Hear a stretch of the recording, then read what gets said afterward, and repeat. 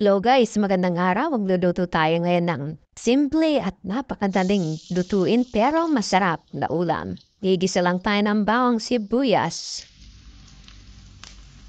Ayan, gisa-gisayin lang natin konti hanggang sa medyo lumabas ang kanyang amoy. At ilagay na natin ang chicken breast. Iniwa ko alam pala ng medyo maliliit yan. Parang chinap-chap ko lang pero hindi ganun kapino. Yung saktuhan lang. Para makita pa rin natin yung mga cubes niyan. Isa-disahin lang natin hanggang sa medyo matusta. At ilagay na natin ang carrots. Iniwa ko lang ng cubes yan. Sunod na rin natin ang main ingredients natin. Ang green beans, oyster sauce, soy sauce, magic sarap at kaya na ng seasoning powder na gagamitin nyo. Pamintang durog, halo-haluin lang natin yan.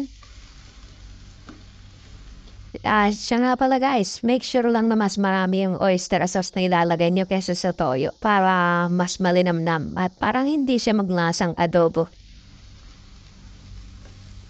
Yan, halo-haluin lang natin hanggang sa madoto yung manok at hanggang sa magmantika yung gulay at chicken. Yan ang magpapasarap dyan. Dapat medyo tuyo. Pero depende sa inyo kung gusto nyo ng may sauce or yung dry.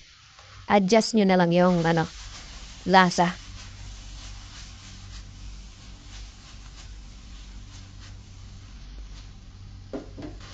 Ayan tignan nyo naman. Alas luto na. Ayan, plating tayo. Napakasimple nila ito at napakasarap iulam to. Budget friendly pa. Di ganong kamahalan. Ayan sana masubukan yan.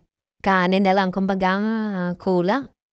At syempre kung di ka pa nakaka-subscribe sa akin, pa-subscribe naman dyan at pa-follow na rin sa ibang social medias ko.